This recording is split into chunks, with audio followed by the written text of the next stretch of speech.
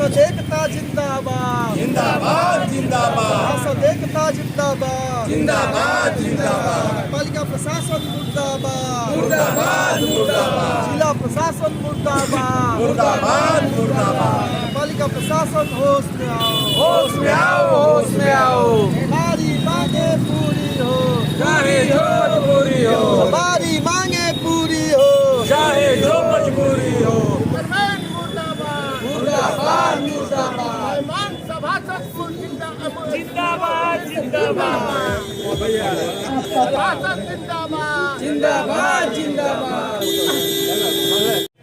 जन समस्याओं के लिए हम लोग को ये आपका एक परिचय।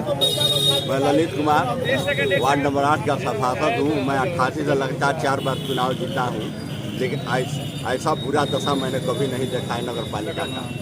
क्या हुआ है? कोई काम नहीं हो रहा, फिर झूठा आश्वासन। जनता के बीच में हम लोग जाते हैं तो कहता है सब कि दाखिल खारिज का मामला साल भर से लोगों का पड़ा है। 25-25 हज़ार रुपया लेकर दाखिल खारिज होता है। बिना पैसे का मृत्यु प्रमाण किसी गली में एक ईटा ने 25 वार्ड में नहीं लगा है अभी तक। आप लोग 3 दिन से धरना दे रहे हैं, तीसरा दिन है आप लोग का क्रमिक अनशन का, और अभी तक कौन आप लोगों से वार्ता करने के लिए? कोई नहीं आया। ईओ साहब आज आए थे और अपना बात करके धीरे से समझा बुझा के तीसरा चाहते थे कि अनशन टूट जाए, लेकिन हम लोगों ने अनशन टूटने नहीं दिया। कि कर्मिक अनशन चलेगा जब तक हम लोग की मांगे पूरी नहीं होगी, तब तक हम लोग ये लड़ाई लड़ेंगे।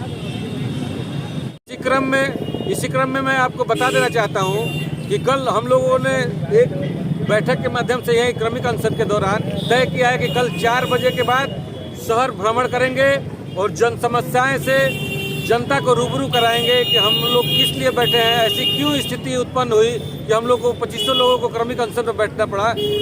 और जनता से अपील करते हैं कि इस क्रमिक अनशन से आप जुड़े, ज़्यादा से ज़्यादा जुड़े। और ये लड़ाई हमारी व्यक्तिगत नहीं है किसी की, ये पूरे नगर की लड़ाई है, ये नगर की आवाज़ है और इस आवाज़ को बुलंद करें। बहुत बहुत धन्यवाद, बहुत बहुत आभार। अमित जी, आप लोग के क्रमिक अनशन का आज तीसरा दिन है और आप लोग आज भी अभी धरना दे रहे हैं। कोई नगर पालिका प्रशासन से या जिला प्रशासन से आप लोग से मिलने आया था आप लोग की बात करने के लिए? जी, आज पता चला है कि डीएम साहब के कहने पे हमारे नगर पालिका के अधिशासी अधिकारी महोदय आए थे। हम लोगों ने उनका स्वागत भी किया कि आइए, देर आए दुरुस्त आए, कम से कम आपकी निद्रा टूटी तो सही। हम लोगों ने जब वार्ता के क्रम में नगर की जन समस्याओं पर चर्चा करना शुरू किया कि आपने ये बताइए कि पहले 1.5 साल में आपने किया क्या है, तो उस पर कुछ बोल नहीं पा रहे थे। कह रहे थे कि चेयरमैन साहब भी तो आप ही लोग के प्रतिनिधि हैं। हमने कहा कि अपनी नाकामी चेयरमैन साहब पे आप डाल रहे हो, और जिन बातों पे बात हुई, सड़क की बात हुई, प्रकाश की बात हुई, प्रकाश व्यवस्था में स्ट्रीट लाइटों की मरम्मत की बात हुई, पेयजल की बात हुई, तमाम बुनियादी मुद्दों पे बात हुई। जब अपने को बार बार फंसता देखते थे तो वो बात घुमा के अध्यक्ष के सिर पे ठिकरा फोड़ने का काम कर रहे थे। तो हमने कहा तब आपको आने का क्या उचित था, जब सब सारे बातों के लिए दोषी अध्यक्ष हैं। तो जब अध्यक्ष आएंगे तभी आप बात करिएगा।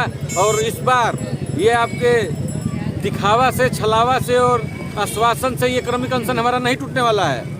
इस बार लड़ाई आर पार की होगी और जनता के साथ किसी तरह का अविश्वास नहीं हो पाएगा। मैं आश्वस्त करना चाहता हूं कि इस बार जनता की बुनियादी मुद्दाओं को लेकर ये क्रमिक अनशन है और जनता की लड़ाई इस बार बहुत मजबूती से 2500 लोग मिलकर लड़ रहे हैं और किसी तरह का कोई समझौता नहीं होगा जनता की लड़ाई से। कल तक अगर आप लोग से कोई समझौता वार्ता नहीं होती है या आप लोग की मांगे पूरी नहीं होती है तो अगली रणनीति आप लोग की क्या होगी? देखिए, पहली बात कि समझौता का तो कोई सवाल ही नहीं उठता।